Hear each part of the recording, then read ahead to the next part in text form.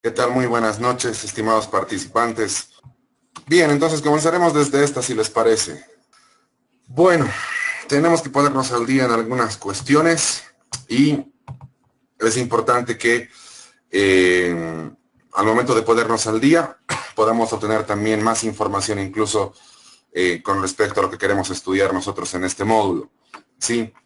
No se olviden, por favor, que la estructura del módulo es la siguiente. Primero vemos evidencia neurocientífica con respecto a la felicidad. Después nos detenemos en estudios sobre felicidad a nivel global. Y al último del módulo entramos a estudiar felicidad laboral. Esa es la estructura del módulo. Así que, bienvenidos a esta clase. No he podido estar con ustedes el día martes porque he viajado a Chayapata, pero bueno, ahora sí tenemos que comenzar. Entonces, vamos a comenzar, porfa, con el estudio de esta diapositiva. Como están viendo acá ustedes, esta diapositiva parte de la anterior, donde nosotros hemos visto cómo los elementos, cómo los factores emocionales, cómo los cambios afectivos en las personas pueden hacer cambiar elementos fisiológicos y biológicos de su propio cuerpo. Luego hemos discutido esta otra diapositiva, donde queremos dar información sobre salud y cerebro, sobre salud y neurociencia. Entonces, los datos de acá son bastante interesantes. Por ejemplo, el primer dato te dice que mientras más estudies, mientras más te esfuerces en obtener conocimiento, mientras más tiempo le dediques al trabajo cognitivo, más gruesa va a ser tu corteza cerebral, en especial el lóbulo frontal.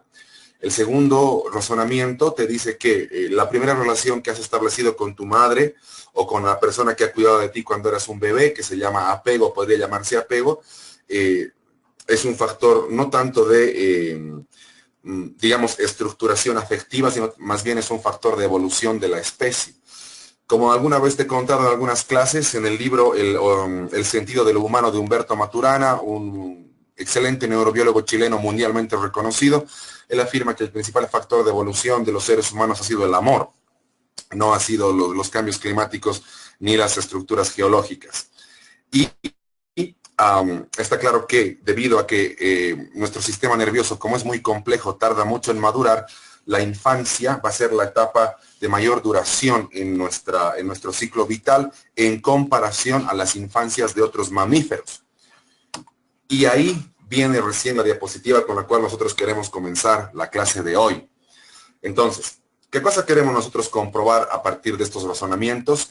Yo quiero mostrarte este tipo de diapositiva. Vamos por partes. Mira, un elemento muy importante en el trabajo es que el trabajo esté diseñado para responder a incentivos, no para evitar castigos. Entonces, lo que vamos a intentar hacer en esta diapositiva y en la siguiente es introducir el razonamiento de que un elemento bien importante asociado al trabajo es que las personas puede que trabajen para evitar castigos, pero puede que el trabajo esté diseñado para responder a estímulos. Ahora, en algún momento, cuando a veces, en alguna ocasión, por lo menos una vez por semana, trabajo con profesores, los profesores que están muy interesados en que sus estudiantes hagan cosas, ellos se quejan, ¿no? Y dicen algo parecido a lo que les voy a decir. Ellos dicen, por ejemplo, yo quisiera que los estudiantes hagan algo porque quieren, no porque les digo que tienen que hacer. Quisiera que los estudiantes hagan algo por su propia iniciativa, no porque van a recibir una recompensa. Suena bien bonito, suena muy lindo, suena poético, hasta incluso puedes poner eso en un afiche, como en un mensaje a la conciencia, ¿no? Pero lo que pasa es que ese razonamiento es neurocientíficamente falso. El cerebro está programado para buscar incentivos, no para evitar castigos. Entonces, eso te digo en el primer razonamiento. El cerebro no responde a castigos tan bien como lo hace los incentivos. La estructura cognitiva de nuestro cerebro nos impulsa constantemente a buscar incentivos. Eso quiere decir que si tú no vas a recompensar una tarea que una persona realiza, difícilmente esa tarea va a ser realizada. Más adelante vas a ver una diapositiva donde comparo el interés individual con el castigo. Más adelante, hoy no creo que lleguemos a eso, pero más adelante sí vas a ver eso. Entonces, las personas deben ser recompensadas por el trabajo que realizan. Y las personas, como ya hemos visto en el transcurso de la maestría, pueden trabajar en todas las organizaciones. O sea, un alumno, por ejemplo, en el aula trabaja y debe ser recompensado, no solamente por el resultado de ese trabajo, sino también por el esfuerzo que implica dicho trabajo. En el segundo razonamiento, yo te digo, el 65% de nuestro cerebro tiene menor activación cerebral cuando las personas son castigadas. Es decir, cuando tú, por ejemplo, en el trabajo amenazas o te amenazan, cuando, por ejemplo, en la casa amenazas o te amenazan, el 65% de tu cerebro no responde. Se desactiva en el sentido de que las sinapsis van a ser solamente eléctricas, no va a haber intercambio de sustancias entre neuronas, y también en el sentido de que baja la irrigación sanguínea en el 65% de tu cerebro cuando te están castigando. Y el restante porcentaje de tu cerebro que está activado se llama cerebro reptil. Eso quiere decir que tu cerebro, cuando están castigándote, solamente responde a elementos instintivos, o sea, para sobrevivir y para luchar. Y lo más interesante es que las experiencias infantiles, ya me he ido al tercer razonamiento, estas experiencias infantiles negativas pueden conducir a inmoralidad, indefensión aprendida y vergüenza verbal. Hay varios estudios en neuroeducación que intentan vincular muchos elementos, entre comillas, indeseables de los estudiantes en un aula de personas que básicamente están escuchando a alguien hablar, ¿sí? Con su crianza. Y en neuroeducación, una hipótesis bastante extendida es que las personas que en un aula, en una reunión, en una capacitación, no hablan, es porque han sentido mucha vergüenza a partir de experiencias infantiles negativas. Aparentemente hay una relación bien interesante entre la vergüenza que te has hecho sentir cuando eras niño y tu imposibilidad de expresar razonamientos verbales en público. Ahora, esta diapositiva la podemos repasar un poco, si es que ya la he mostrado, haremos el repaso un poco rápidamente. A la izquierda tienes un cerebro que está respondiendo ante estímulos negativos o lo mismo que un castigo. A la derecha, un cerebro que está respondiendo ante incentivos o ante refuerzos del medio ambiente, lo que podría ser llamado un refuerzo positivo. Al medio, un cerebro que no está respondiendo a nada, simplemente un cerebro que está existiendo. Como muy bien puedes apreciar en esta neuroimagen, la activación del cerebro es muchísimo mayor cuando éste responde a incentivos que cuando responde a castigos. Ves activación en los lóbulos occipitales y temporales y ves activación en especial en el área prefrontal en la neuroimagen de la derecha cuando el cerebro está respondiendo a estímulos positivos, o sea, refuerzos, o sea, incentivos. Fíjate cómo es la activación cerebral a la izquierda, en la neuroimagen de la izquierda, donde el cerebro responde a estímulos negativos o castigo. Tenemos entonces una prueba neurofisiológica que nos indica que el cerebro responde a incentivos, no a castigos. Por lo tanto, la felicidad, en cuanto al estudio de nuestro módulo, por supuesto, la felicidad es algo que se construye. Y en ese sentido es algo que el ser humano busca, es algo que el ser humano intenta obtener para sí mismo. La felicidad, o sea, castigo, tristeza, no son contrarios de felicidad, pero proporcionan un sentimiento de infelicidad. Y aquí a la izquierda estás viendo cómo posibles sentimientos de infelicidad a partir de la exposición a los castigos activan el cerebro de esa manera. Una activación muy pobre en comparación a cuando el cerebro responde a incentivos. Por ejemplo, cuando el doctor Salazar estaba diciendo, les estaba explicando, así tienen que hacer, así tienen que enviar, eso ha incentivado a que ustedes hagan preguntas. Entonces, así más o menos estaba activado su cerebro cuando han hablado con mi jefe. Las imágenes de la fila A, todas las imágenes de la fila A, pues tienen que ver con la activación del cerebro cuando das una tarea dirigida, es decir, una orden para que se ejecute. Hágame fotocopiar esta cosa, vaya a tal lugar, responda a tal llamada. En cambio, todas las neuroimágenes de la fila B tienen que ver con tareas donde interviene la creatividad. Como estás viendo en la fila A, en la tarea dirigida, la orden, el memorándum, solamente activa partes bien específicas del cerebro que tienen que ver con el área motora. Es decir, con el área de control de movimientos voluntarios finos y gruesos. En especial, por ejemplo, si tú ves la segunda neuroimagen de la fila A contando desde la izquierda, no la primera, sino la segunda, contando desde la izquierda, tú vas a ver una activación bastante importante en el área motora primaria. Y esa misma activación ves en la tercera imagen, justo la que está a la derecha de la que te estoy contando, donde el área motora primaria parte del lóbulo parietal y la persona, dueña de este cerebro, por ejemplo, se está preparando para realizar la tarea dirigida, es decir, una orden directa, algo que le han dicho que tiene que realizar y que solamente en el cerebro activa elementos de respuesta motora. Nada más, nada más. Una activación importante, sí, pero solamente en términos motores. O sea, es una orden que hay que cumplir, ¿sí? Una orden, además, que no implica poner en juego demasiadas habilidades cognitivas ni afectivas. En cambio, si tú ves todas las neuroimágenes, de la fila B, donde incluyes en la tarea creatividad, vas a ver una activación bastante más amplia y mucho más profunda de varias áreas de nuestro cerebro. Es importante considerar que nuestro cerebro nunca trabaja con el 10% de su capacidad. Es un neuromito bastante extendido. El cerebro casi siempre actúa por encima del 85% de su capacidad y además puede alcanzar el 100% de su capacidad incluso cuando estás durmiendo y cuando estás soñando algo placentero o cuando estás teniendo un orgasmo, cuando estás estudiando, incluso cuando estás respondiendo ante señales de peligro a partir de una preparación anterior. Entonces, por ejemplo, miren acá. En la fila B te voy a remitir a la tercera neuroimagen contando desde la izquierda. Desde la izquierda cuentas 1, 2, 3 y esa neuroimagen quiero discutir. Entonces, tus ojos están arriba, ¿sí? No abajo. Abajo tú tienes tu nuca, o sea, para ubicarte en cuestiones espaciales para que entiendas desde dónde te quiero explicar.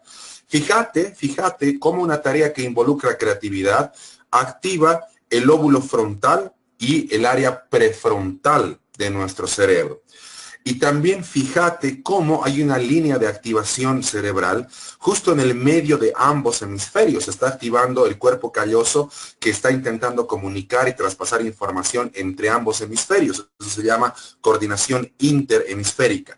Y también fíjate cómo ciertas porciones del lóbulo temporal también están activadas, en el sentido de que esa persona está obteniendo información sensorial, está procesando información sensorial, y además fíjate cómo el lóbulo occipital, el que está más abajo, el que está más al sur, digamos, de la neuroimagen que yo te estoy mostrando, también está activado, en el sentido de que esa persona está obteniendo información de la memoria a largo plazo. Es una activación mucho más global, mucho más integrada, y además de varias áreas cerebrales, cuando tú das tareas que involucren creatividad. Por ejemplo, si alguna vez te han mandado a comprar pan y te han dicho, tráeme el cambio, seguramente esa tarea ha sido una tarea dirigida. No ha involucrado casi nada de creatividad porque tú no has tenido que crear los panes. Incluso te han dado la bolsa, te han dado la plata para que vayas a comprar. Entonces ha sido una tarea relativamente simple y dirigida. Quizás en esa tarea has tenido el tipo de activación que yo te muestro en la fila A. Pero cuando, por ejemplo, vas a crear tu tesis, estás creando el marco teórico, organizando el marco teórico con la hipótesis y posteriormente tengas las conclusiones que responden a los objetivos, etcétera, y etcétera, quizás tu cerebro, como estás creando algo, justamente va a estar activado como las neuroimágenes de la fila B. Y eso me hace interesar en una sugerencia que te puedo dar para tu tesis. Yo quisiera que hagas tesis que en términos de conocimiento nos pueda sorprender con algo, no con todo, porque no es una tesis de doctorado, pero quisiera que en tu tesis de maestría nos puedas sorprender con algún conocimiento. Por ejemplo, yo formo parte de la comisión académica de la Facultad de Humanidades para una maestría que se ha realizado hace bastante tiempo en psicología familiar, y muchos de los maestrantes te traen información que vos puedes encontrar en libros o incluso en la web. Entonces, pueden ser temas interesantes, pero no son temas que aportan al conocimiento de la comunidad de psicólogos o de la comunidad de profesionales que han participado en esa maestría. No sé si me dejo entender. Por ejemplo, una chica dice, quiero estudiar la infidelidad. Muy buena onda. Entonces ella dice, yo lo que quiero comprobar es que los hombres son infieles porque han tenido antepasados infieles. Esa es la hipótesis que esta chica tiene. Y ella se llama a sí misma psicóloga clínica. Eso es bien peligroso porque en términos de evidencia no existe evidencia significativa de que los varones seamos más infieles que las mujeres. Lo que sí existe son periodos sensibles en la edad cronológica. Por ejemplo, los varones tenemos un periodo sensible a lo largo de nuestra edad cronológica donde vamos a tender a ser más infieles que otros varones. Y ese periodo es entre los 45 y los 60 años, donde podríamos ser más infieles. En cambio, las mujeres, por ejemplo, tienen dos periodos de infidelidad propiamente dicha. Cuando salen de la universidad y cuando están llegando a los 40 años, es más probable que las chicas sean infieles. Pero si vos comparas ambos grupos, no hay diferencia significativa en la infidelidad entre varones y mujeres. Pero esta chica, la candidata, ya parte de un criterio, parte de una percepción, parte de un prejuicio en contra de los varones. Pero no solamente eso, está genéticamente comprobado a partir de una herramienta, una área de conocimiento que se llama genética conductual, de que muchas cosas se heredan, incluyendo la infidelidad. Entonces su hipótesis ya se puede comprobar a partir de la lectura de libros. Y entonces no es una tesis de maestría, es simplemente una monografía, nada más. Por eso te digo, en la tesis de maestría, dame algo creativo, dame un aporte, no toda la tesis, pero en las conclusiones, por ejemplo, dame un aporte de tal manera que el jurado pueda decir, wow, qué interesante este aporte, esto no sabíamos realmente, qué buena manera de relacionar variables. Creo que eso es muy importante en una tesis de maestría, que sea creativa y que aporte en algo al conocimiento, que sea algo nuevo, que tenga una nueva contribución, no algo que se pueda saber simplemente razonando. Entonces, eso es lo que te quería sugerir, ¿sí? Ahora, creo que esto también ya lo hemos discutido. Me acuerdo el tono de la diapositiva y me acuerdo que te he preguntado con respecto a qué elemento era más asombroso para ti. ¿Es verdad lo que estoy pensando?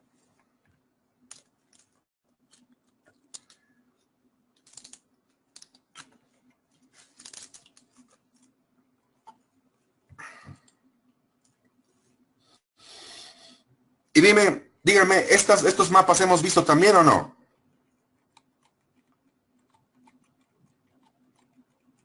Bien, entonces hemos avanzado bastante. Hemos discutido los factores mensurables de la felicidad desde el punto de vista de Sachs. Bien. Y hemos discutido los determinantes de felicidad de Keller también.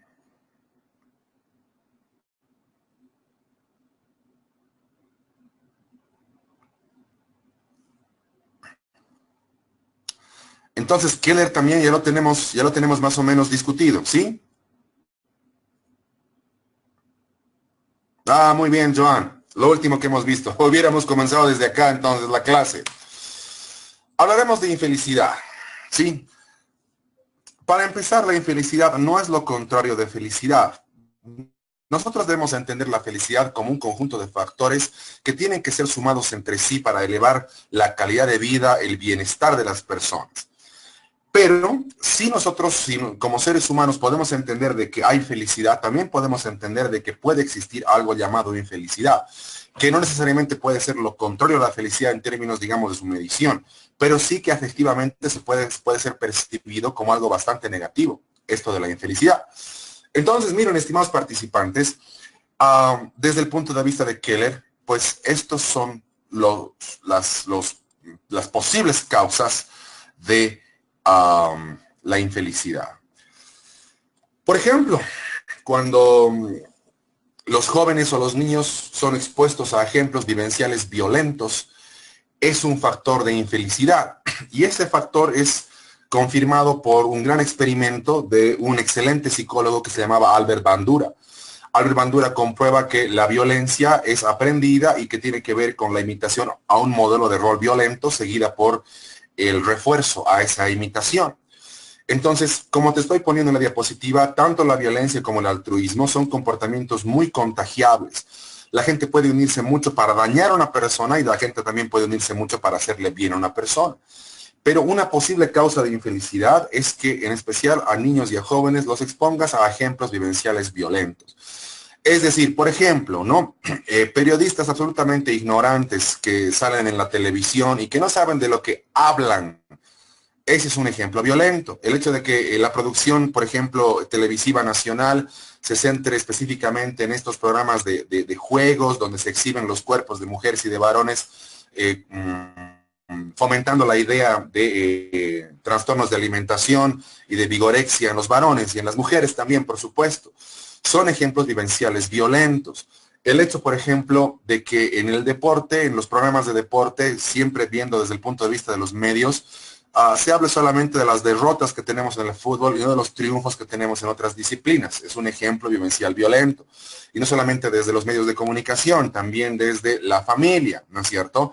Las mujeres que se casan muy jóvenes seguramente y que dependen económicamente de sus esposos, van a preferir tener el dinero disponible de su esposo porque ellas no pueden crear riqueza, en algún ejemplo que te puedo dar, y van a tolerar muestras de violencia en sus esposos hacia sus hijos o hacia ellas mismas, porque necesitan el dinero, necesitan el techo donde ellas están viviendo. O, por ejemplo, muchos estudiantes de pregrado y de posgrado que pasan clases justamente con docentes que les proponen ejemplos vivenciales bastante violentos, ¿no es cierto? Y lo de la violencia no solamente es una agresión, hay un tipo de violencia bien interesante que quizás la puedas estudiar en tu tesis, que se llama violencia estructural.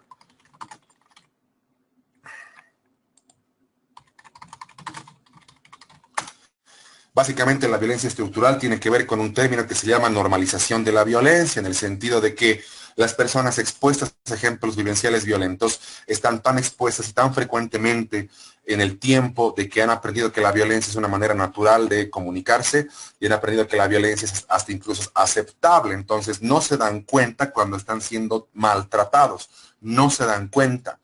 Y eso se refleja mucho en el pregrado de las universidades, en especial, yo diría, estatales, donde por más de que algunas veces te esfuerces por tratar bien a los estudiantes que han vivido en ejemplos vivenciales violentos no se dan cuenta que les quieres tratar bien, no se dan cuenta de que los quieres tratar como futuros colegas, no se dan cuenta de que has venido para ayudarlos. Ellos siguen con la visión de un profesor de colegio.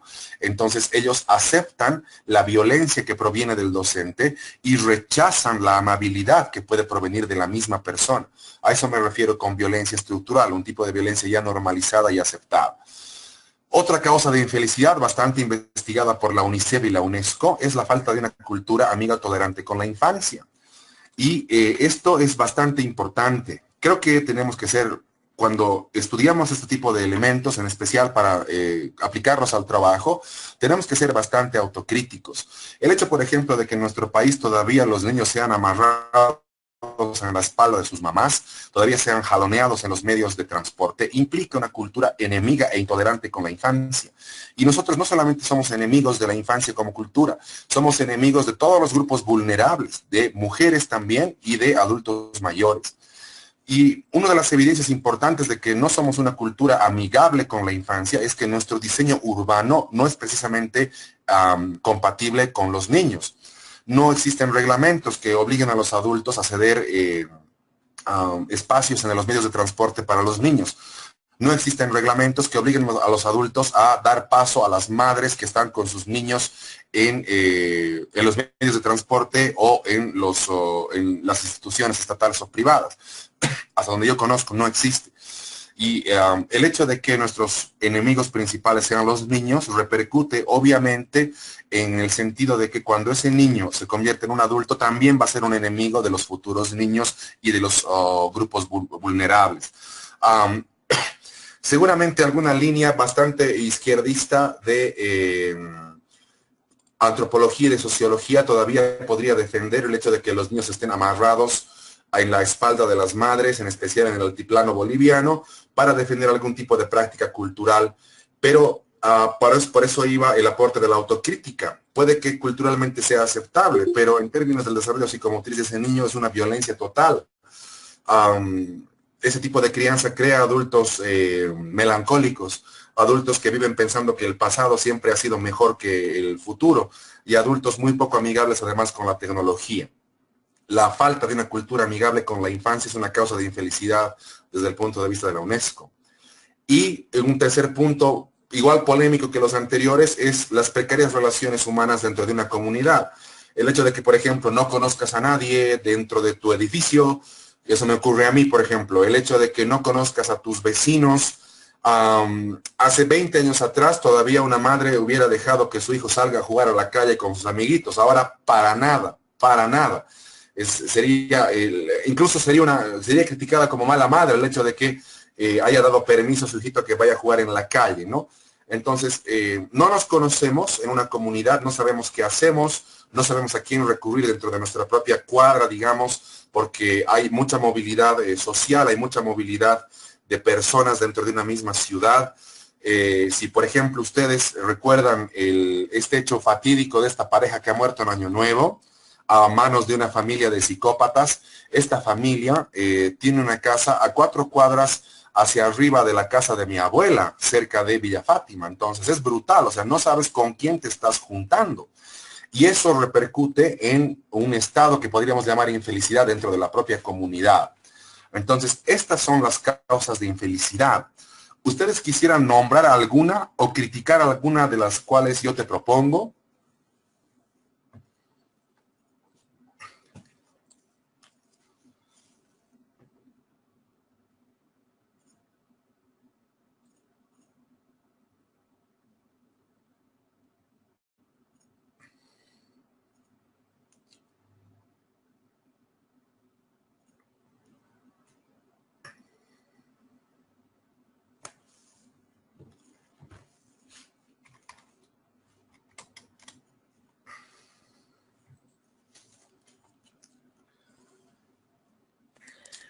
Lick, buenas noches. ¿Me escuchan? Hola.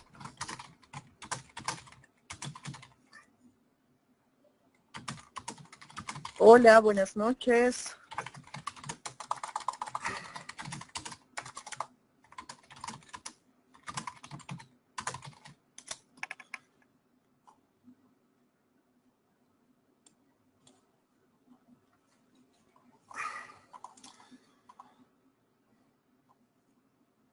¿Qué te parece lo que menciona Susana? Contame en el chat, ¿qué te parece? ¿Por qué has mencionado el segundo factor?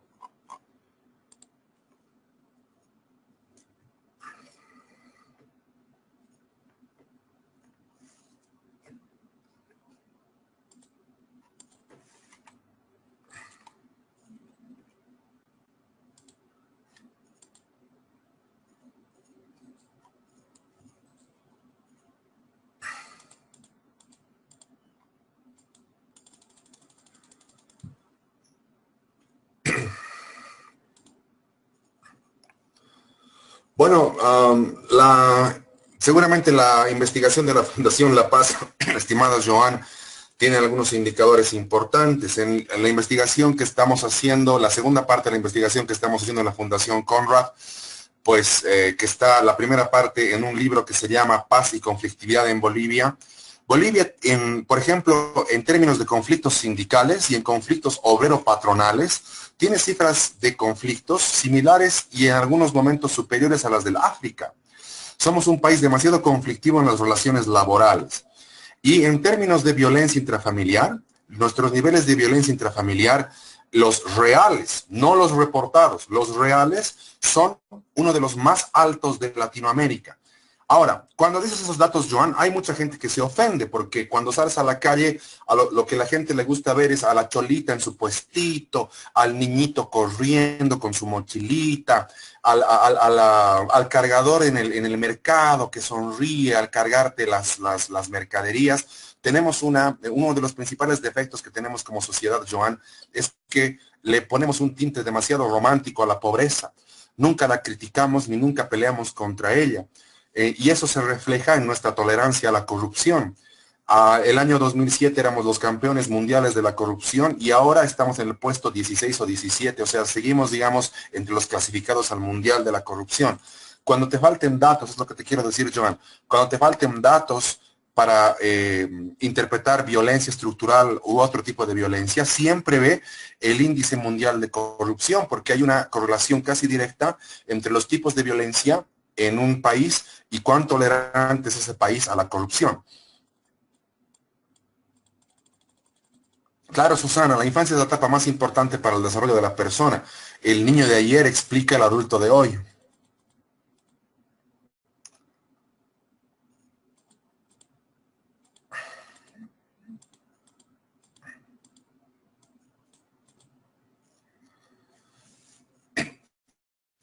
Tienes razón, Estefanía, pero ahora también podemos ser felices. Ahora también podemos ser felices. Nuestro cerebro tiene una gran capacidad de adaptación a los cambios, porque de nuestro cerebro salen los cambios. Entonces, tienes razón en lo que planteas, pero ahora también podemos llegar a ser felices.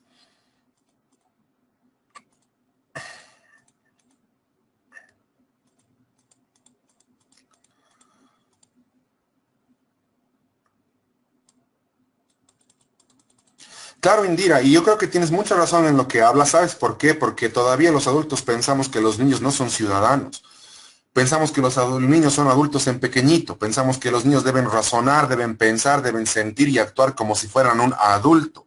Y en ese sentido, una de las cosas que desde nuestro adultocentrismo les quitamos a los niños es su calidad de ciudadanos. Entonces, cuando tú hablas del daño o efectos secundarios hacia los niños que no se toma en cuenta, es porque no se los toma en cuenta como lo que son, como ciudadanos además protegidos por la ley. Buena onda. Vamos a ver estos factores de riesgo. Estos factores de riesgo tienen que ver con cómo se puede dañar la felicidad de las personas. Y son factores de riesgo que tienen que ver con mi propia revisión bibliográfica y con la experiencia laboral que yo tengo. Por lo tanto, son bastante criticables y no hay que tomarlos como si fueran una ley. Pero si tú me preguntaras cuáles son los factores de riesgo que atentan contra los niveles de felicidad de una comunidad o donde existen trabajos que puedan ser tomados por la comunidad, yo diría que son estos. A mí me parece que un factor de riesgo muy importante que daña la felicidad o el bienestar de las personas es el bajo nivel educativo de los padres. En mi experiencia, mientras más alto es el nivel educativo de los padres tienden a aceptar la sugerencia terapéutica de mejor manera. Pasan, como vas a ver más adelante, pasan un poco más de tiempo con sus hijos. Y además hay un factor clave, buscan ayuda para mejorar, mientras más alto es el nivel educativo de los padres. En mi experiencia, mientras más bajo es el nivel educativo de los padres, más hacen caso a sus antepasados, no a los especialistas.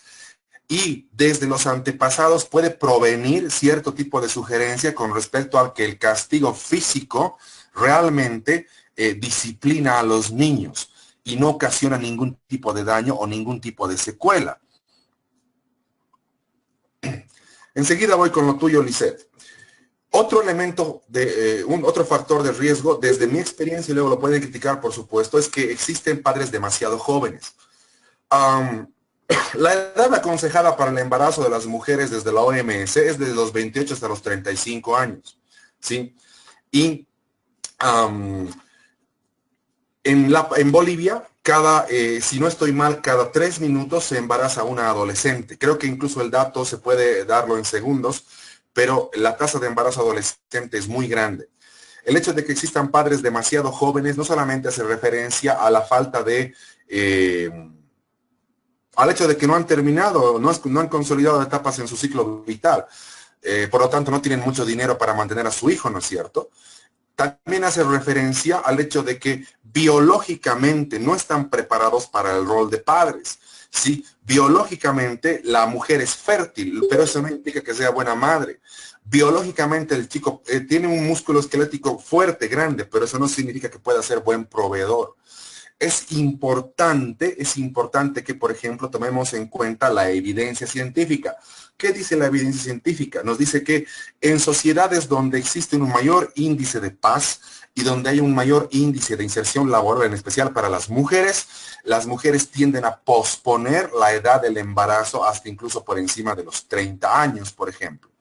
Otro elemento que es un factor de riesgo para la felicidad es el hecho de tener hogares multiparentales. Los hogares multiparentales, el término multiparentalidad se refiere a que no existe una figura masculina estable dentro de ese hogar. No nos referimos a que el niño no tenga papá, nos referimos a que no pasa tiempo con una figura masculina estable. Eso quiere decir que el papel de papá el lunes lo puede jugar la misma mamá. El martes el papel de papá lo puede jugar el primo, el miércoles el novio de la mamá, el jueves el abuelo. Entonces no hay una figura estable parental. Y a eso hace referencia el término de hogares multiparentales. ¿Por qué esto es importante? porque se ha observado en estudios de psicomotricidad del desarrollo infantil que hay una estabilidad en el desarrollo afectivo de los niños, en especial varoncitos, en cuanto y en tanto el referente de desarrollo sea más o menos estable. Es decir, que existe una figura masculina relativamente estable dentro de la familia. Y yo creo que intuitivamente muchas madres solteras saben eso, porque esa información está en los genes de las mujeres y de las mamás. El hecho de que existe una figura paterna que ponga límites, que ponga seriedad, que ponga autoridad de manera saludable. Otro factor de riesgo para mí es justamente el más importante, el más peligroso y el más culturalmente atrasado en nuestro país. La creencia de que los correctivos conductuales deben ser a partir del castigo físico. El hecho de que todavía exista gente que piensa que pegando a los niños van a modificar su comportamiento, nos remite a una lógica tribal y nos remite a una lógica de antiderechos humanos de los propios niños. Cuando yo he recibido mi formación en neurociencia en Inglaterra, hay un elemento bien interesante que se llama neurofilosofía. O sea, la neurociencia no había estado fuera de razonamientos filosóficos. Hay razonamientos filosóficos que sostienen la emergencia de la neurociencia como una disciplina científica. Y un principio, de la neurofilosofía, se llama un principio que se llama el principio de no agresión. Es decir, el hecho de que no puedes forzar físicamente a alguien, a ningún miembro de la comunidad, a que haga tu voluntad. No le pueden forzar físicamente. Imagínate lo siguiente. Imagínate, por ejemplo, que el doctor Salazar me oferta estar con ustedes en el módulo y yo le digo que no quiero. Imagínate que el doctor Salazar me dice, bueno, te vamos a visitar en tu casa yo con las personas que ayudan en el posgrado. Esas personas entran a mi casa, me amarran a la silla, me ponen enfrente de la pantalla y me dice, bueno, hable. Y si no da la clase, entonces por cada diapositiva que usted no explique, le vamos a dar, digamos, un coscorrón en la cabeza o le vamos a pegar con un palo caliente. A eso hace referencia el principio de no agresión. No puedes forzar a las personas a que hagan tu voluntad, forzarlas de manera física. Eso puede ser filosofía, pero lo que pasa es que la evidencia científica afirma que el castigo corporal retrasa el proceso de soldadura de los huesos en el cráneo de los niños. El castigo corporal disminuye la masa cerebral de los niños. El castigo corporal destruye la mielina en los axones en los cerebros de los niños. El castigo corporal hace que el cerebro tarde más años de lo que debería tardar en madurar. Y ese tipo de castigo corporal se refleja en adultos que básicamente van a ser envidiosos y que van a huir de la vergüenza, no se van a arriesgar.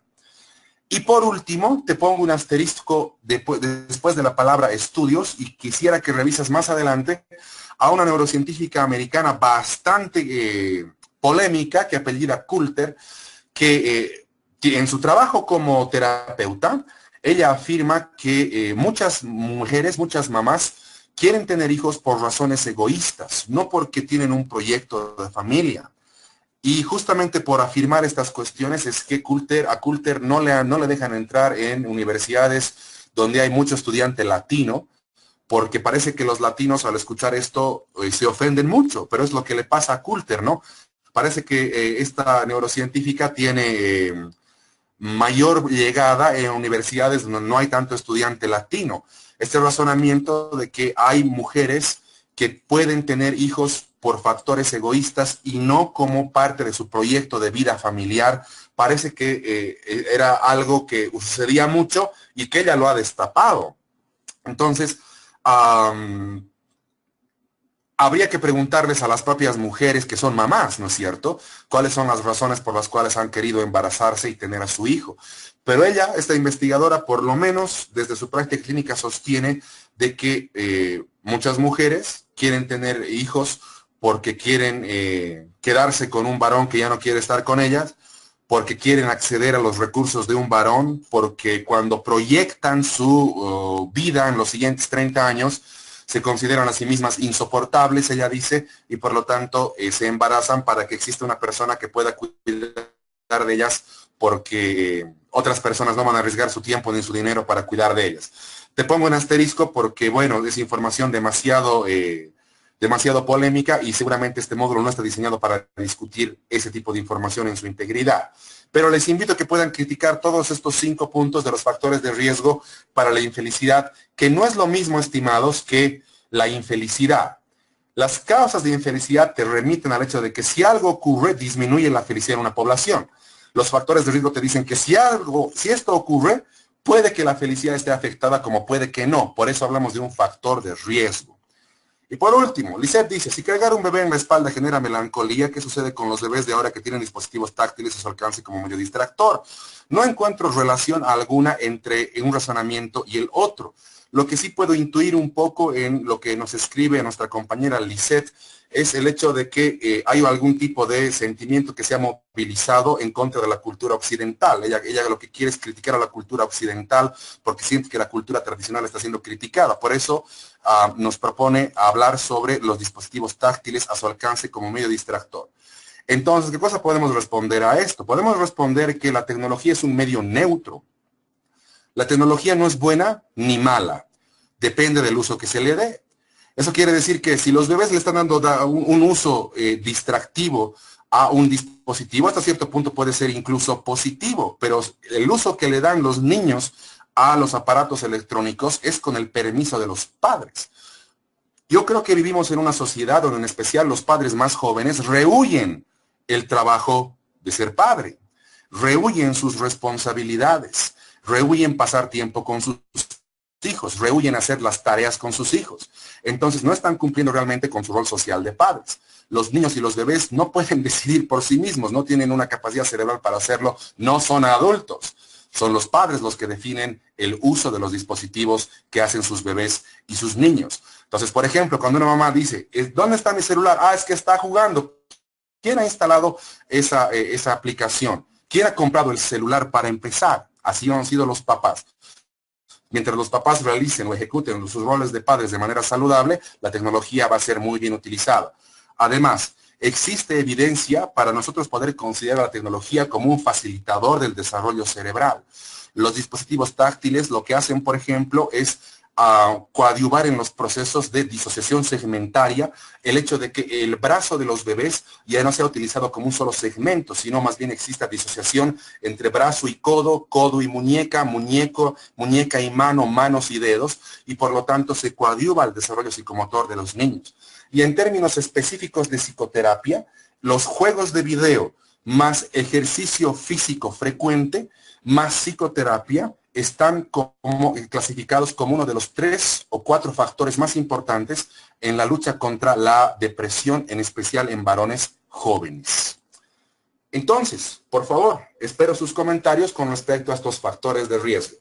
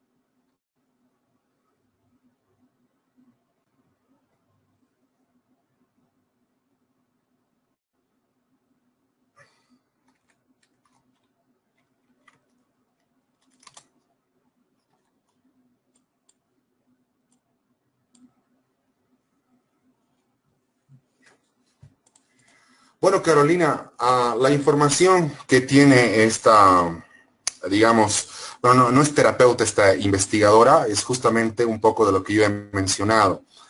Am, ella, bueno, te cuento un poco cuál es su línea de razonamiento, estimada Carolina. Ella divide el feminismo en, que no es la división que ella hace, ¿no? Ella divide el feminismo en tres etapas de su desarrollo, Carolina. La primera etapa, el feminismo de primera ola; la segunda, por supuesto, el feminismo de segunda ola; y en la tercera etapa, el feminismo de tercera ola. Ella dice que el feminismo de primera ola, que no es su división, por supuesto, de la división que hacen los académicos con respecto al feminismo que ella incorpora a su razonamiento, Carolina. El feminismo de primera ola era un feminismo realmente igualitario, ¿no es cierto? Que las mujeres puedan votar, que las mujeres puedan trabajar, que las mujeres puedan tener la capacidad de elegir el proyecto de vida que quieran. Entonces, por supuesto, era un feminismo absolutamente aceptable, y estaba bien ser feminista para todos nosotros porque apoyábamos el feminismo de primera ola. El feminismo de segunda ola se refiere al hecho de que las mujeres querían educarse y básicamente ingresar a la fuerza laboral. Entonces querían tener oportunidades en facultades normalmente dominadas por varones, y querían además ganar lo mismo que un varón ganaba, pero por el mismo trabajo y por las mismas horas, ¿no? Un razonamiento totalmente lógico y además que aportaba al desarrollo de la familia, Carolina. Pero Coulter habla del feminismo de tercera ola, que es el feminismo que estamos viviendo acá, que es un feminismo que odia a los varones, que quiere destruir la familia, un feminismo de inspiración marxista, un feminismo que va en contra de los valores occidentales, en contra de la ciencia, y es un feminismo además que les convence a las mujeres, dice Coulter, de que el amor de los hombres no es digno de ellas, y que ellas pueden vivir solas y pueden ser, y se hace la burla de este eslogan, pueden ser empoderadas e independientes. Se hace la burla Coulter de ese eslogan. Y según ella, a partir de la práctica clínica que tiene, eso genera, estimada Carolina, mujeres insoportables en cuanto a la práctica de la pareja, en cuanto al hecho de que los varones las puedan aguantar, en cuanto al hecho de que los varones quieran casarse con ellas. Y ella cita a los Simpson en un personaje de los Simpson que es la mujer, la viejita de los gatos. Entonces ella va en contra del feminismo, afirmando que todas las mujeres están convirtiendo en mujeres insoportables realmente, y de que y ella dice cosas como, por ejemplo, bastante polémicas, y dice, ten cuidado de las mujeres que están solas por encima de los 30 años, porque no es un marcador bueno desde el punto de vista de cuán aguantables son, cuán interesantes puedan ser. Y a partir de estos razonamientos, digamos, político-filosóficos, sociológicos, ella afirma de que cuando muchas de estas mujeres que han creído en el feminismo de tercera ola, el hecho de destruir a los varones, de que los varones no valemos para nada, de que todos los varones somos violadores, por ejemplo, no han encontrado una pareja ideal, no han encontrado varones que arriesguen su tiempo, sus recursos y su existencia por ellas. Entonces, cuando se proyectan en el tiempo, se proyectan como la viejita de los Simpson, como la viejita de los gatos de los Simpson, ¿no? Entonces, no quieren envejecer solas, no quieren, o quieren más bien a alguien que pueda cuidar de ellas. Y por eso puede que se embaracen, estimada Carolina. Son razones egoístas en el sentido de que no pertenecen a un proyecto de vida familiar, pertenecen a simplemente un cierto egoísmo para evitar sentirse solas en el futuro. Eso es lo que ella dice. Me tienes que decir qué tipo de información quieres obtener con respecto al castigo físico, pero yo te aconsejo que puedas revisar todo estudio bibliográfico, lo puedes encontrar en el Google, sobre los efectos del castigo físico en el cerebro. Eso, por ejemplo, puedes encontrar. Entonces, preguntarle al Google efectos del castigo físico en el cerebro, y para tener una visión un poco más amplia, los efectos de la pobreza en el cerebro. Y eso sí, es un área de investigación bien interesante en la neurociencia. Teresa dice, padres jóvenes con falta de compromiso. Sí, estoy de acuerdo con ella. Padres no solamente demasiado jóvenes, ¿no, Teresa? Sino padres que, por lo menos en mi generación, quieren olvidarse de que son padres. Sí, y eso es lo peor, el hecho de que la letra con sangre entra, no, pero es muy interesante, por supuesto, lo que tú aportas, Teresa, porque a partir de esa creencia todavía sigue habiendo gente que cree que hay trastornos del aprendizaje, gente que sigue hablando de dislexia, de discalculia, de TDAH, todavía sigue habiendo gente que patologiza el aprendizaje de los niños.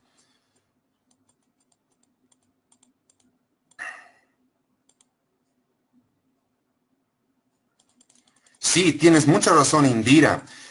Lo que tú mencionas, por ejemplo, en la última oración, donde dices, creo que tener un hijo para es que esa idea, porque entra mucho peso emocional al hijo también a la madre, en términos de psicología sistémica, creo que se llama mandato familiar.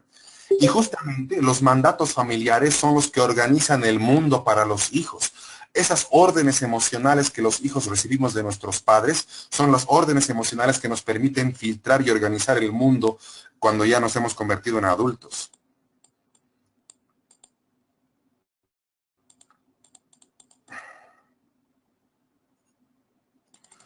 Sí, Ángelo, me parece muy interesante lo que mencionas con respecto a la incompatibilidad entre la reforma educativa y la autocrítica y autoformación. Eso quiere decir que tenemos una reforma educativa que no respeta la iniciativa individual, no respeta la innovación propia, no asume a lo individual como la base de lo comunitario. Por lo tanto, es una reforma educativa simplemente politizada, ideologizada. Buena onda. Ahora, vamos a la siguiente. Mira, quiero mostrarles esta diapositiva, la quiero estudiar de una manera un poco, digamos, profunda con ustedes, no simplemente a partir de un vistazo.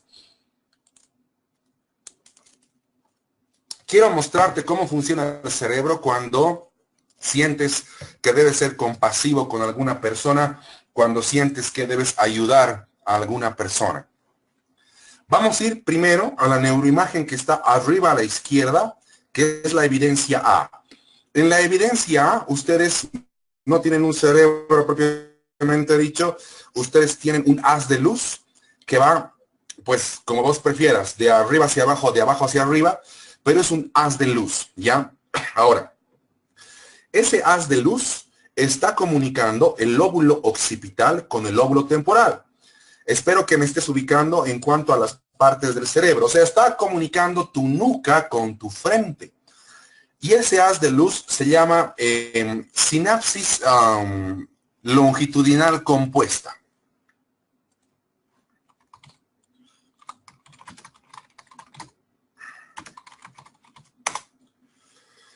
En la sinapsis longitudinal compuesta, es un tipo de sinapsis bastante especial y casi propio solamente de los mamíferos, cuando tiene que existir una comunicación muy importante entre los extremos de nuestra cabeza o, bueno, de nuestro cerebro. En este caso se está comunicando, como te contaba, el lóbulo frontal con el lóbulo occipital. ¿Para qué? Por dos motivos. Uno, para activar la comunicación con otros centros cerebrales que están en la periferia del cerebro. Y dos, para incrementar la irrigación sanguínea en todo el cerebro. Este tipo de sinapsis vas a encontrar en general en estados emocionales positivos. También hay en negativos, pero más hay en positivos. Compasión, felicidad, altruismo, solidaridad, alegría plena, orgasmos, etc. Ahí vas a encontrar ese tipo de sinapsis. Y una vez que existe ese tipo de sinapsis a partir de un estímulo del exterior, alguien que necesite ayuda, alguien que te ha pedido la ayuda, por ejemplo, entonces tu cerebro va a empezar a funcionar primero con la evidencia B, o sea, a la derecha de lo que yo te estoy mostrando, con la evidencia B. Mayor irrigación sanguínea en casi todos los centros de procesamiento emocional del cerebro, tanto en el centro del cerebro como en la periferia del mismo. Fíjate cómo aumenta la irrigación sanguínea en el cerebro cuando quieres ser compasivo. Y abajo, en todas las neuroimágenes de la evidencia C, tú tienes un tipo de comunicación casi integral de todos los centros afectivos y racionales del cerebro que van a preparar a tu cerebro para ayudar a la gente. Así ha evolucionado nuestro cerebro.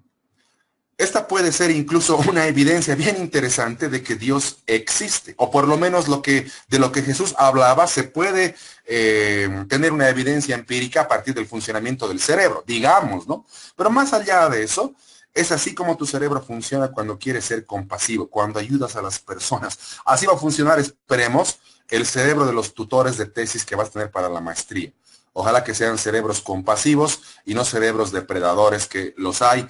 Hay un gran estudio de Filiberto Rueda Filiberto Rueda es un neurocientífico americano de ascendencia latina, mexicana, si no estoy mal. Este señor Filiberto Rueda se ha dedicado a investigar la maldad en neurociencia y tiene unos estudios pero alucinantes, y cuando vos los lees no quieres salir a la calle porque te da miedo que la gente sea mala y cómo la maldad se activa en el cerebro. Y además ha estudiado comportamientos depredadores de varones en función a cómo seducen a las mujeres.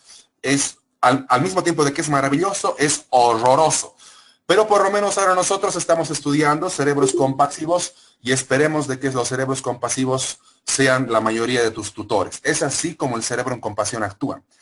¿Y por qué te estoy mostrando esta diapositiva? Porque la compasión es un factor de felicidad y porque en el trabajo te apuesto que en algún momento has tenido algún comportamiento compasivo con alguien o alguien ha tenido un comportamiento compasivo contigo.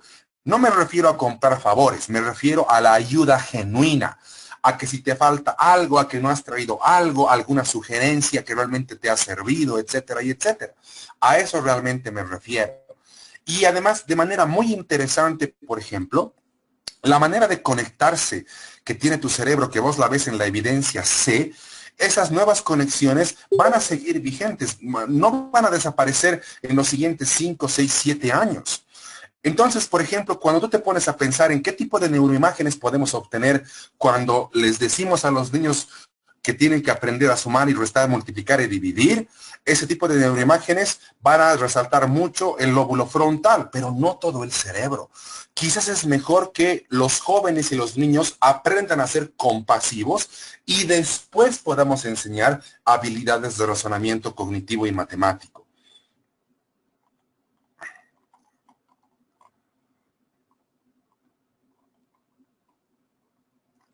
Bueno, Alberto, ojalá que eso no ocurra. Has escuchado cómo mi jefe quiere que se dirijan las tesis. Esperemos que esta situación, la verdad, no se repita. De todas maneras, estimado Alberto, creo que tenemos un grupo en WhatsApp. Cualquier consulta que tengas con respecto a la tesis, en especial en la parte metodológica, pues me la puedes hacer también a mí. No hay problema.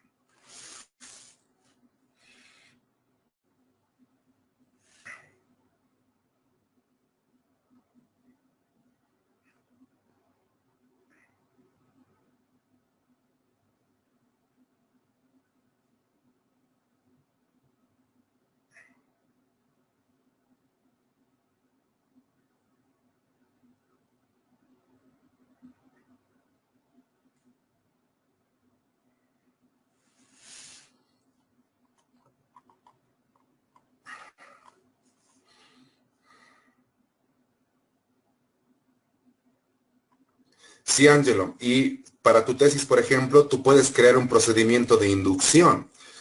Seguramente sería muy interesante que justamente la idea que tienes la puedas plantear en una tesis. Me estoy imaginando algo como procedimientos de inducción para tal empresa basados en valores corporativos. Algo así puede ser el título de la tesis, Angelo, y puedes profundizar justamente en la reflexión que tú nos propones.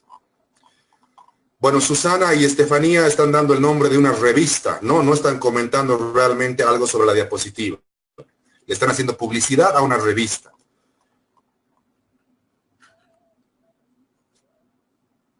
No, Carolina, no todos seres humanos podemos ser compasivos, pero todos los niños pueden enseñarles, a todos los niños pueden enseñarles a ser compasivos, estimada Carolina.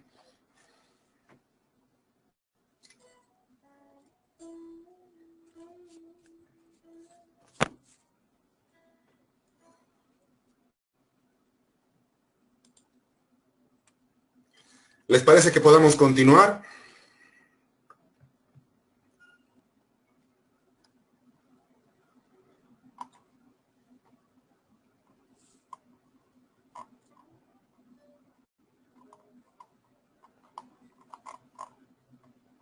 Bueno, lo que vamos a ver ahora, seguramente entre hoy y mañana, probablemente, pero podemos terminar ahora, nos podemos quedar hasta las 995 y podemos terminar de ver este tipo de estadísticas. Quiero presentarles el estudio de la felicidad de la división de posgrado en neuroeconomía de Oxford. Hay que ser claros en un elemento. ¿En qué cosa hay que ser claros? El estudio más importante, el estudio longitudinal que sigue vigente hasta ahora con respecto a la felicidad, no es de Oxford, es de Harvard. Y creo que un poco de esta información se las he mandado a nuestro grupo de WhatsApp, si no, se las puedo mandar nuevamente y pueden encontrar particularidades del estudio de Harvard con respecto a la felicidad, en especial en el YouTube. Y además, ese estudio sobre la felicidad sigue vigente en Harvard. Los británicos han llegado un poco tarde al estudio de la felicidad y además tienen una visión un poco más economicista, si vale el término, de la felicidad. Entonces, mira, quiero decirte una cosa. Quiero decirte que un familiar que tengo tiene un tipo de religión que no es la católica y que seguramente dentro de lo que él cree con respecto a Jesús y a Dios, siempre está hablando del fin del mundo. Siempre está hablando del fin del mundo. Y eso me contamina a mí como terapeuta porque yo no puedo decirle a mis pacientes, no le puedo decirle a mi jefe o a mis estudiantes que el mundo va a acabar, ¿no? Pero me parece una visión demasiado contaminante y poco basada en evidencia científica. Entonces, quiero hacerte la comparación. Muchas personas están hablando de que el fin del mundo se acerca, de que la humanidad está en un peligro total. Hoy, por ejemplo, el taxista que me traía me decía, mire, usted da clase en la OMSA. Sí, le digo, y me dice, a mí me han dicho que comer carne de vaca dice que da cáncer. Entonces, la gente vive con ese tipo de creencias de que el mundo está mal, está pésimo, no hay que tener hijos porque ¿en qué mundo van a vivir? Entonces, la verdad, parece que cada vez que sales a la calle puede que se dé el gran arrebatamiento, las trompetas del apocalipsis, la segunda venida de Jesucristo, aunque seguramente si Jesucristo va a venir, o a la gente que dice que Jesucristo va a volver, con mucho respeto habría que preguntarle a qué hora, en qué lugar, bajo qué meridiano, en qué país. ¿Por qué, digamos, volvería en Tiahuanaco y no, digamos, en el Vaticano? No sé. Lo que yo te quiero decir es que es mentira que el mundo se esté yendo al tacho. Es mentira que existan más personas pobres. Ubicas lo que te dice la propaganda de izquierda. Hay más personas pobres gracias al capitalismo, el capitalismo salvaje, las empresas, las transnacionales. Veremos qué nos dice la evidencia científica con respecto a que si tenemos que tener esperanza o no en el mundo. Veremos qué dice la evidencia científica con respecto a que si el mundo se está autodestruyendo o no. Si vives en La Paz, mañana en la Facultad de Biología de la UMSA se va a exponer un tipo de estudio, más que un tipo de estudio, un tipo de razonamiento que te va a decir, ¿sabes qué? Lo mejor que le puedes hacer al mundo es suicidarte, porque el ser humano contamina, el ser humano depreda, el ser humano fabrica bombas atómicas, misiles, guerras, y desde ese punto de vista, de ese razonamiento, pues los seres humanos nos deberíamos suicidar. Pero yo quiero compartir contigo otro tipo de reflexiones, y que hazme caso como si yo fuera un pastor evangélico, que más bien te dice, esto está mejorando. Fíjate. Este es el cuadro que describe la disminución de la extrema pobreza en el mundo. En este cuadro, lo que ustedes pueden encontrar en esta estadística, ustedes pueden encontrar evidencia a partir de 1820 hasta el año 2015, ¿ya? No solamente vamos a hablar de esta variable, vamos a hablar de otras variables. ¿Por qué 1820, estimados participantes? Porque 1820 es la consolidación de la Revolución Industrial Inglesa que ha comenzado en 1775 y por lo tanto, a partir de ese año es que esta universidad, la Universidad de Oxford, pues recolecta datos y se ha animado a publicar el 2015 porque ya había mucha presión de los científicos de esa universidad para saber cuál es el estado del mundo actual. Según esta investigación, hace 200 años atrás, 94 personas vivían en extrema pobreza. Normalmente tú esperarías que, como te dice la publicidad, la propaganda ideológica, pues que el número de personas en la extrema pobreza aumente, ¿no? Desde el punto de vista de Oxford, pues no es verdad. Solamente ahora 10 personas viven en extrema pobreza y 90 ya no vivimos en extrema pobreza. ¿Qué significa no vivir en extrema pobreza? Que es posible que los servicios que tengas en tu casa sean precarios, agua precaria, luz precaria, puede que no tengas servicio de cable y puede que incluso se te corte los servicios básicos, que el alcantarillado no funcione bien. Pero incluso así es mejor que hace tiempo atrás, es mejor que hace 50 años, es mejor que hace 70 años. ¿Por qué es mejor? Porque vives mejor que tus antepasados, no vives en extrema pobreza. Ahorrando puedes mejorar tu precariedad en tu casa, ahorrando puedes mejorar tu educación. Entonces, solamente 10 personas en el mundo están viviendo en extrema pobreza. Y como estás viendo, la curva, en términos de la extrema pobreza, es una curva descendente, no es una curva ascendente. Una de las prioridades que tiene la ONU para el año 2030 es justamente la erradicación de la extrema pobreza. Pobreza siempre va a existir, pero te quiero contar un dato que le he obtenido la anterior semana entrevistándome con un economista argentino, ¿sí? ¿Hay pobres en los países ricos? Por supuesto que hay pobres en los países ricos, pero el pobre de un país de primer mundo vive 8 veces mejor que un pobre en un país pobre. Entonces, es preferible, me decía este economista, es preferible ser pobre en un país rico a ser rico en un país pobre. Bastante interesante ese razonamiento y tiene que ver con el hecho de que la extrema pobreza está disminuyendo en el mundo, en especial a partir no solamente de innovaciones tecnológicas, sino a partir del acceso masivo a la educación. Y eso me lleva al siguiente cuadro, a la siguiente estadística. Fíjate cómo la curva de acceso a educación básica es una curva ascendente. Hace 200 años atrás, en 1820, solamente 17 personas tenían educación básica. ¿Quiénes eran estas 17 personas que hace 200 años tenían educación básica? Era básicamente los hijos de nobles, sacerdotes, reyes, etc. Está claro que para el año 2015, 14 personas todavía no han accedido a la educación básica, pero a comparación de hace 200 años, donde 83 personas de 100 no tenían educación básica, es un gran avance. Nosotros, todos los que estamos acá, formamos parte del 86% en el mundo que hemos tenido educación básica o incluso más. Y ustedes están intentando tener un grado además más elevado en su especialidad de conocimiento, un grado como una maestría. Entonces, el acceso a la educación básica ha mejorado mucho. Pero lo peor es que este acceso no ha mejorado por acción directa del Estado, ha mejorado por inversión en educación de instituciones privadas, no del Estado.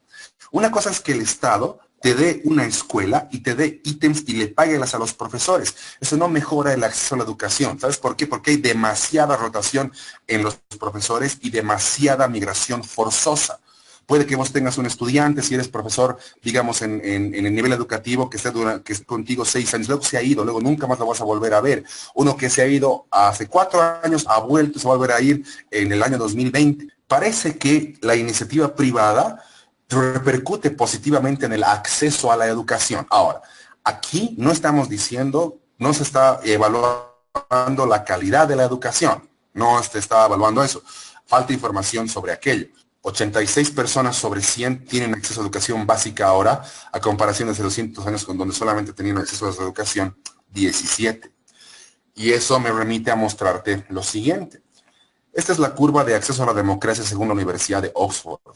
Hace 200 años atrás, solamente una persona vivía en democracia. ¿Quién habrá sido pues esa persona? Habrá sido seguramente algún noble europeo, no sé. Pero el año 2015, 56 personas estaban viviendo en democracia. Desde el punto de vista de los estudios de paz, el voto no es un indicador importante de la democracia. O sea, de cómo sabes que hay democracia en un país, en un lugar. Sabes eso por 2 elementos. Uno, porque hay mayor libertad de expresión. Aquí, por ejemplo, en el posgrado me parece que es una oficina democrática. Yo puedo plantear en mi módulo como yo quiera, hablar lo que yo quisiera hablar a mis estudiantes del virtual y del presencial y expresar mis ideas.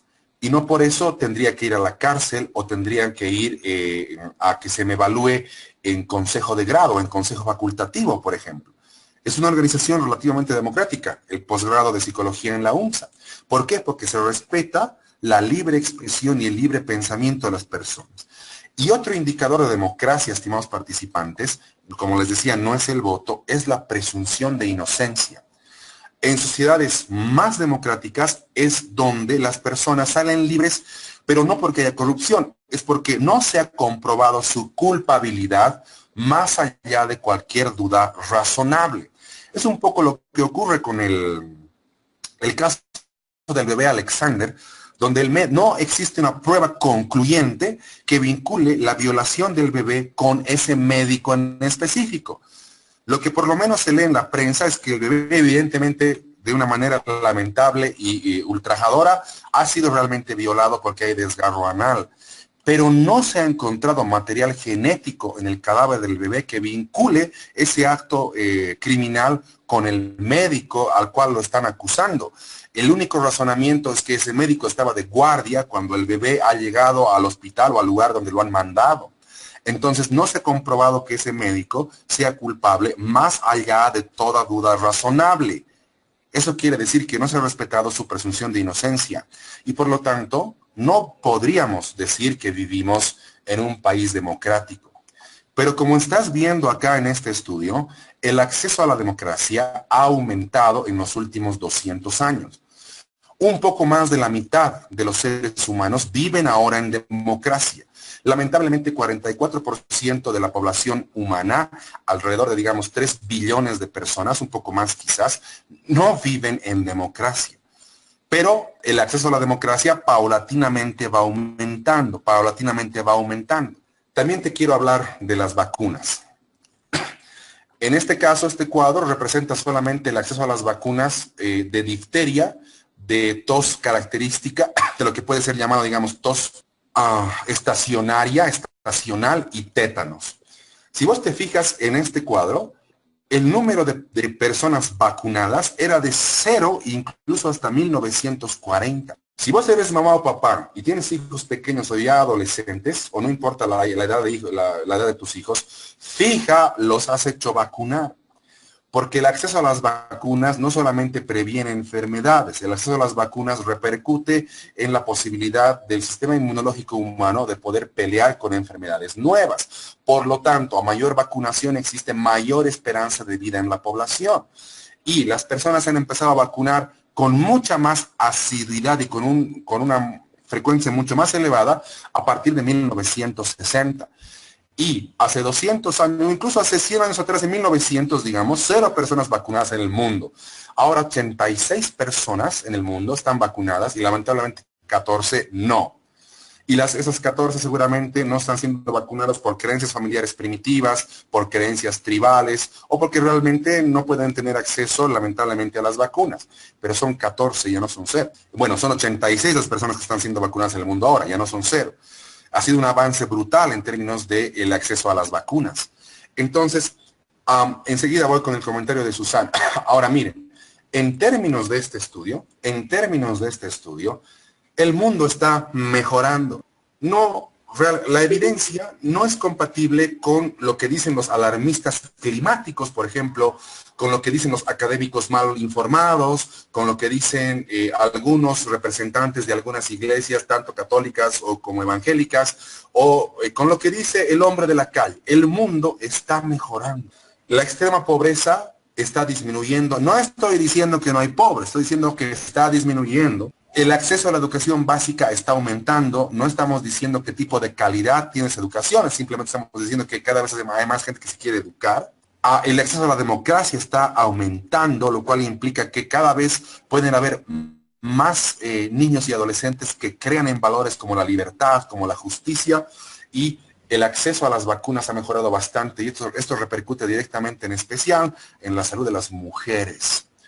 Entonces, esta evidencia del estudio de Oxford ha sido tomada en cuenta por la Organización Internacional del Trabajo y por la ONU, y cuando han visto esta evidencia, ambas organizaciones han declarado a la felicidad como un objetivo, y esa es la principal justificación que tengo para decirte que tenemos que estudiar felicidad en nuestra maestría, porque es un objetivo de la humanidad en esas dos instituciones para el 2030.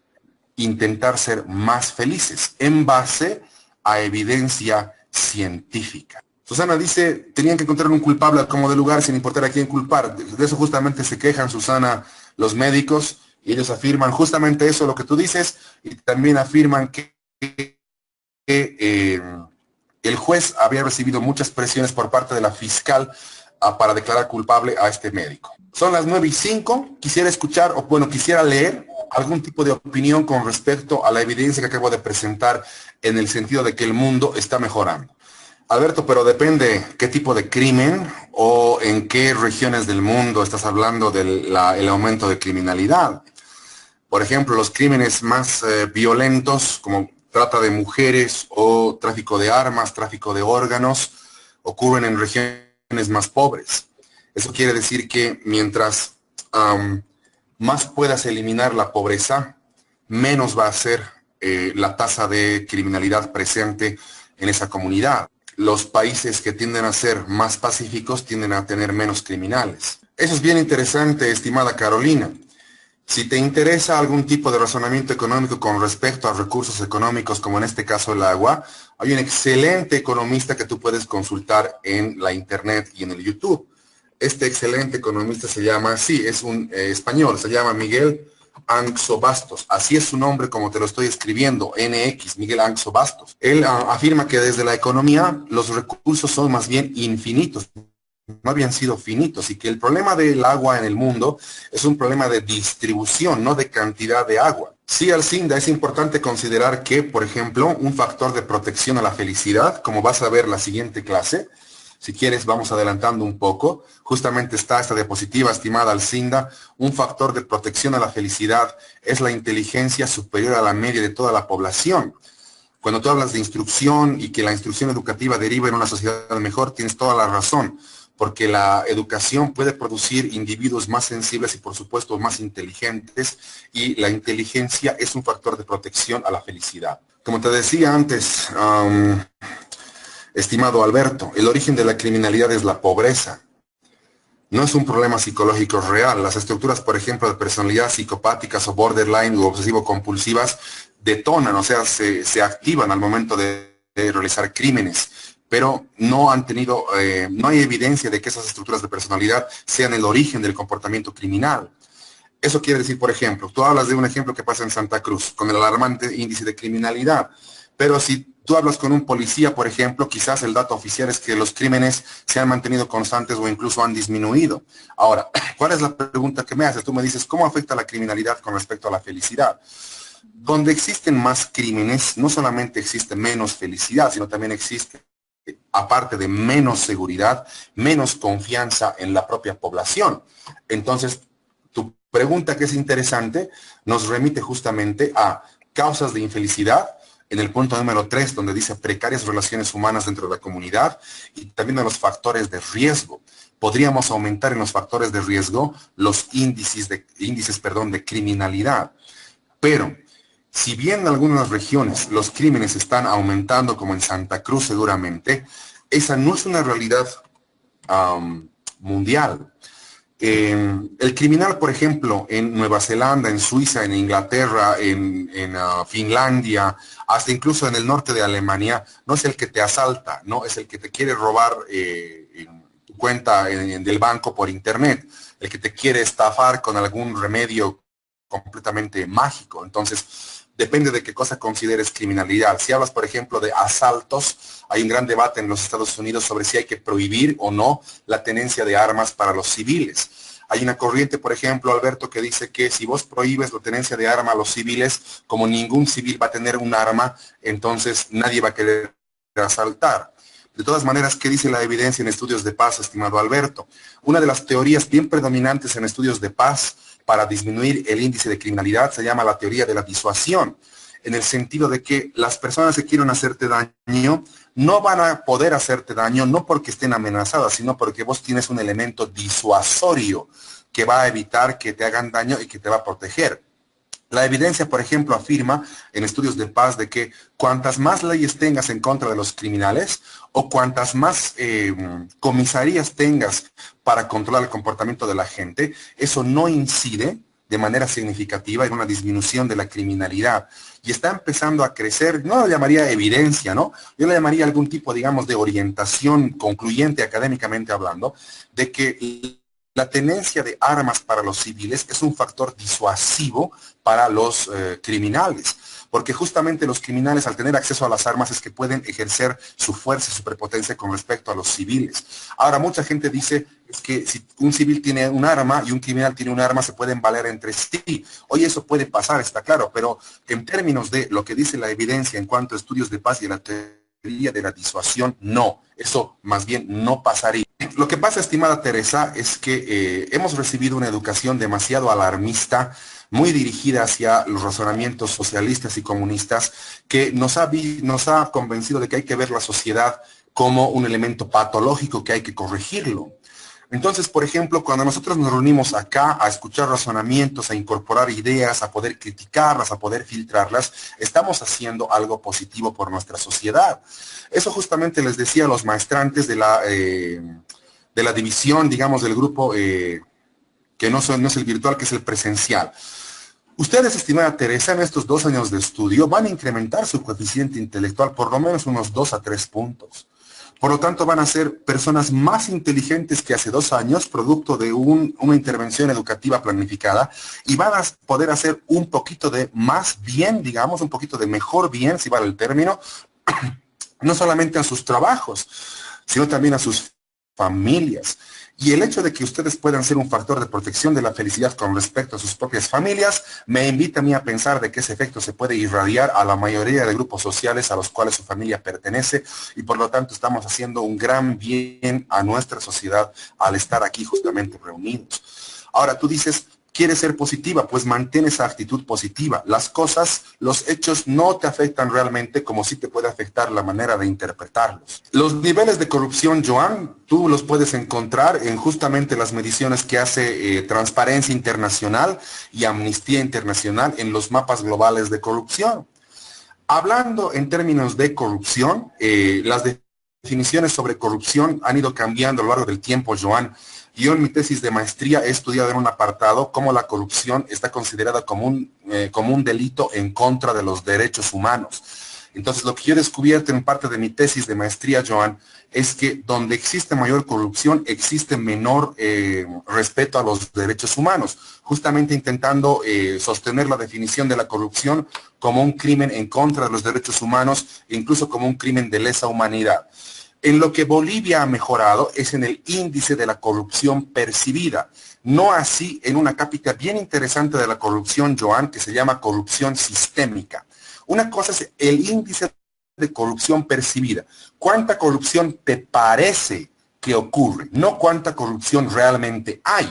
Yo soy stronguista, por ejemplo, y tengo una opinión buena sobre el Tigre, pero el hecho de que yo tenga una opinión buena sobre el Tigre no implica que el Tigre juegue bien. No sé si me dejo entender, Joan. Entonces, una cosa es el índice de corrupción percibida, medido por estas 2 organizaciones, pero un término que ha tomado mucha fuerza en los últimos 20 años se llama corrupción sistémica.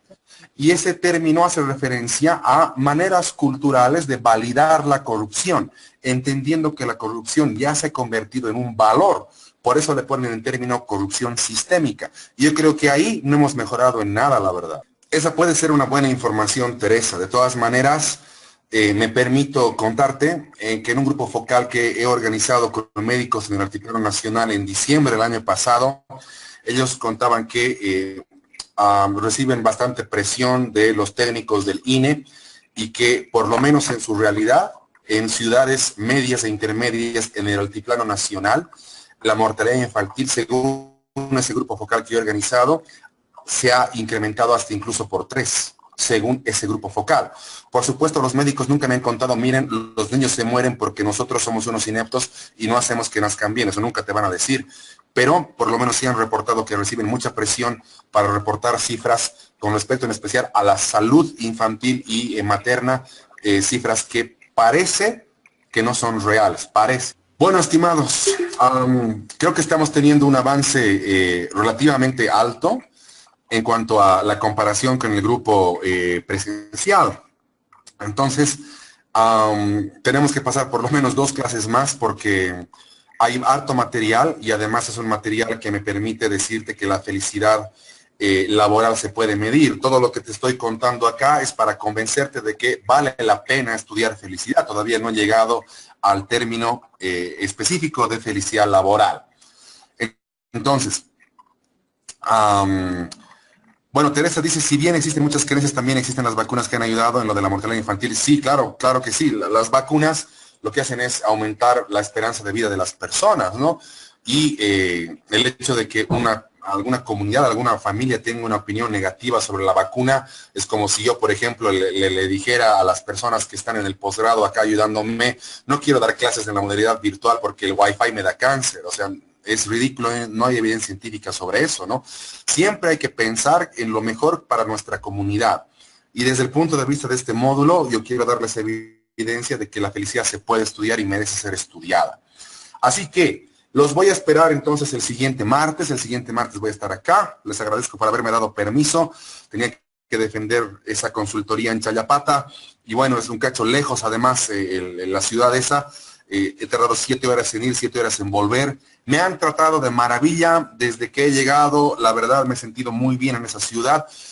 Pero lamentablemente después del evento he comido mucho y he agonizado en la flota de vuelta. Y hasta hoy en la mañana, la verdad, no me siento todavía bien.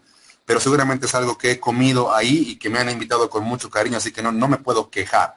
Entonces les agradezco por haberme acompañado y cualquier duda, comentario, podemos seguir nuestra charla vía WhatsApp. Utilizaremos las tecnologías de la información. Así es, estimado Alberto, se come harto en Visión Mundial, me han hecho comer, me han seguido comiendo, otra vez comida, más comida. Muy rico, y asumo que lo que me he hecho mal es un tipo de arroz con un tipo de hierba que me han dado, no sé, que no creo que he estado mal realmente, creo que era repollo, y yo con el repollo soy genéticamente incompatible, no me he dado cuenta, entonces estoy intentando mejorar, pero me ha ido muy bien, gracias por darme permiso, y los veo el siguiente martes. Un gran abrazo, por favor, muchas gracias.